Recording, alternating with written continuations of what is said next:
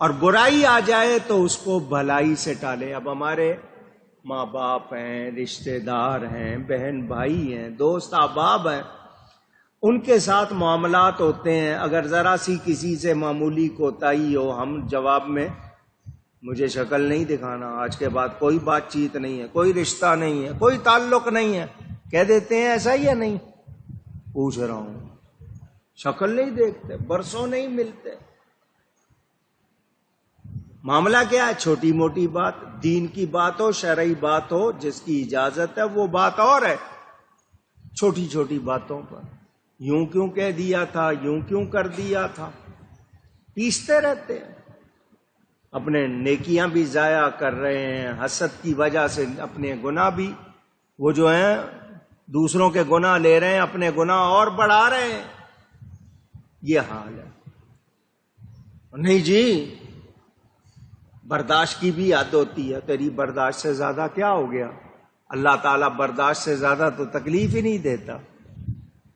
مگر وہی برداشت کسی کے لیے اور ہے، کسی کے لیے. تو اگر کوئی برائی ہو جائے تو کیسے ٹالنا ہے؟ ہم تو غیروں کے ساتھ بھی، ایک ہوتا ہے دین کا معاملہ، وہ اور ہے. دنیا کے معاملے میں کوئی تکلیف دے، ہم صبر کر لیں تو ہمیں اجر ملے گا. کوئی برا کر رہا ہے تو ہم اس کے ساتھ بھلا کر لیں. میں نے آپ کو یہ بات سنائی تھی، بعض باتیں بار بار ہو جاتی ہیں ذہنوں میں تازہ. حضرت سلطان العارفین، عارف کہتے ہیں پہچاننے والے کو، عارفین جمع ہو گئی، سلطان بادشاہ کو کہتے ہیں، یعنی پہچان والوں کے بادشاہ. اور پہچان والوں سے کیا مراد؟ اللہ تعالیٰ کو پہچاننے والے. جتنا بھی، پوری طرح تو کوئی نہیں پہچانتا، جتنا زیادہ پہچانے ان میں بادشاہ. سلطان العارفین حضرت سیدنا تیفور، نام تیفور ہے، اس سے آپ ان کو نہیں پہچانتے، حضرت با یزید بستامی رضی اللہ تعالی. حضرت امام جعفر صادق کے خلیفہ، اولیاء نقشبند میں بہت اونچا مقام، بڑے اولیاء میں سے. ایک شخص ان کے بارے میں برا بلا غلط باتیں کرتا تھا. حضرت صاحب کو پتا چلا کہ فلاں شخص اس طرح کہتا ہے. حضرت صاحب نے گھر والوں کو فرمایا حلوہ بناؤ. حلوہ بنایا، ایک شخص کو دیا، جاؤ اس کو دے آؤ کہ میں نے بھیجا حلوہ. وہ لے جا کے اس نے حلوہ دیا، کیا حضرت با یزید نے بھیجا. 1 دن، 2 دن، 3 دن، 4 دن، ہفتہ، 10 دن حلوہ آیا تو اس کو شرم آئی کہ میں ان کو برا بلا کہتا ہوں، یہ روز حلوہ بھجواتے ہیں. اس نے بولنا بند کر دیا، حضرت صاحب کے خلاف باتیں کرنا بند کر دیا. اطلاع حضرت کو پہنچی کہ جی اب وہ آپ کے خلاف باتیں نہیں کرتا. اپنے گھر والوں کو کہا حلوہ بند کر دو. اس شخص کو حلوہ جانا بند ہو گیا تو اس نے آ کر کہا کہ جی آپ، جب تک میں آپ کے خلاف باتیں کرتا تھا، آپ کو برا بلا کہتا تھا، آپ حلوہ بھجواتے تھے. اب میں نے کہنا بند کر دیا، آپ نے حلوہ بھجوانا بند کر دیا. فرمایا تو ہم کو دیتا تھا، ہم تجھ کو دیتے تھے، اب تو نے دینا بند کر دیا تو ہم نے بھی دینا بند کر دیا. اس نے کہا کیا مطلب؟ فرمایا تو ہماری برائی کر کے اپنی نیکیاں ہم کو دیتا تھا تو ہم گھر والوں سے کہتے تھے کوئی بدل تو ہونا چاہیے، یہ نیکیاں دے رہا ہے تو اس کو حلوہ بھیجو.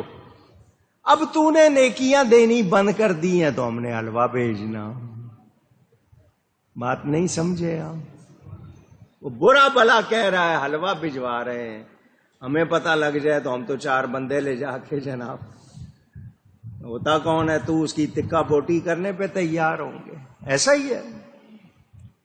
حالانکہ ایک زمانہ تھا، ہمارے بچے، آپ کے بچے، گلی میں بچے کھیل رہے ہیں، کو پڑوسی اگر ہمارے بچے کو ڈانٹ دیتا تھا، کوئی بات کہہ دیتا تھا سخت، اور بچہ آ کر شکایت کرتا تھا تو گھر والے کہتے تھے بڑے نے ڈانٹا ہے، تو نے کوئی غلطی کی ہوگی، بڑے نے ایسے ہی نہیں ڈانٹا. اتنا ہوتا تھا کہ بھئی جو کرے گا صحیح. اب پتہ لگ جائے کہ بچے کو ڈانٹا، نکلتا ہے فوراً جا کے تم نے میرے بچے کو کہا کیوں؟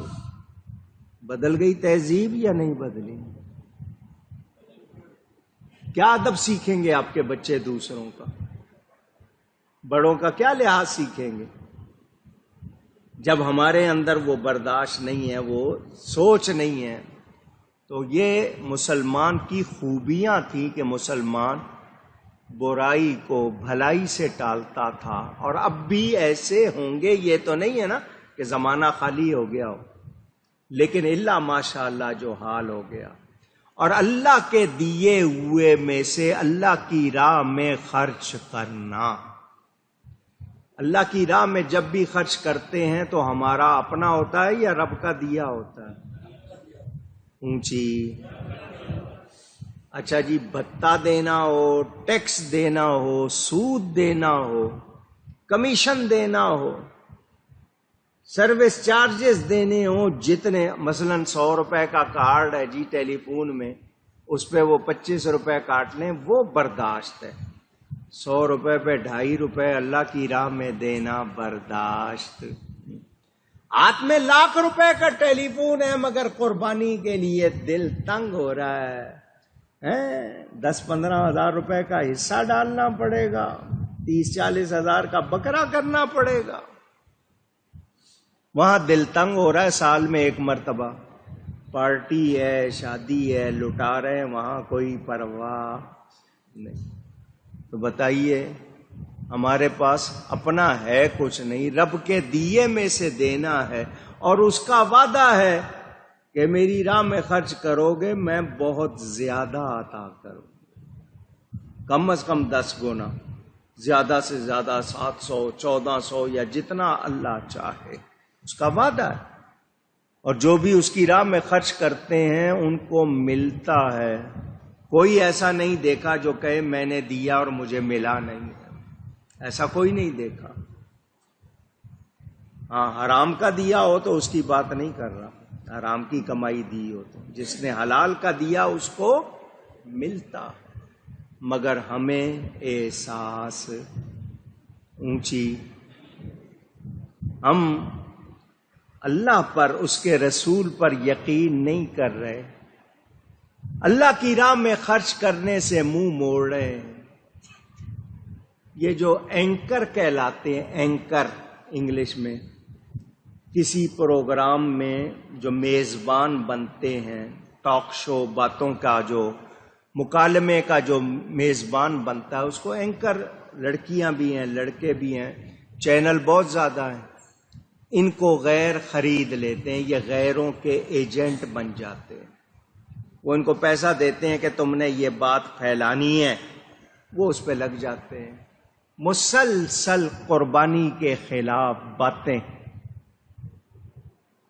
فیس بک پر بھی، یوٹیوب پر بھی، ٹی وی چینلز پر بھی، ٹاک شوز میں بھی، اتنے بہت سے جانور جو ہیں وہ ذبح ہو رہے ہیں، اتنا گوشت ضائع ہو رہا ہے، یہ ہو رہا ہے، وہ ہو رہا ہے۔ ان لوگوں نے میچ جب کرائے جاتے ہیں، کرکٹ کا ہو، ہاکی کا ہو، فٹ بال کا ہو، دوسرے میچ ہو، اربوں خربوں روپیہ خرچ ہوتا ہے، اس وقت ان کو تکلیف اونچی نہیں ہے۔ ان کے اپنے گھر میں شادی کا فنکشن 10 دن ہو، چراغاں ہو، روز کھانے ہوں، ناچ گانے ہوں، ان کو کوئی تکلیف۔ سیاسی جماعتوں کے جلسے، جھنڈے، بینر، کروڑوں روپیہ خرچ ہو رہا ہو، ان کو کوئی تکلیف۔ جانوروں سے بڑی ہمدردی ہے ان کو، اتنے جانور ذبح ہو رہے ہیں۔ میں نے رات کو ذرا یہ کمپیوٹر سے معلوم کرنے کی کوشش کی کہ سالانہ کتنے جانور، تو کچھ ملکوں کے ملے، پوری دنیا کی تفصیل نہیں ملی، 30 کروڑ گائے بیل ہر سال، کتنے؟ 30 کروڑ، 300 ملین گائے بیل جس کو بیف کہتے ہو ہر سال کھانے کے لیے، 115 کروڑ بکرے اور دمبے، گوٹ اور شیپ، 115 کروڑ. سن رہے ہیں آپ؟ پوچھ رہا ہوں. 900 کروڑ مرغیاں. کتنی مرغیاں؟ چکن. اب اس کے علاوہ اور کتنے جانور ہیں، یہ صرف میں نے تھوڑی سی معلومات جمع کی بتانے کے لیے. اس پر تو کبھی کوئی بیان نہیں آیا. اگر جانوروں سے واقعی ہمدردی ہے تو یہ جو سالانہ اتنے ہوتے ہیں ان سے ہمدردی کیوں نہیں ہے؟ تم نے باربیکیو کرنا ہو، پارٹی کرنی ہو، جتنے چاہو جانور ذبح کر لو. ہرن کتنے ہیں، خرگوش کتنے ہیں، پرندے کتنے ہیں، بٹیرے کتنے، تیتر کتنے، وہ سارے ملاؤ گے تو پتہ نہیں کہاں تک گنتی جائے گی. اور یہ گنتی کوئی آخری نہیں ہے، یہ کم سے کم بتائی ہے میں نے آپ کو.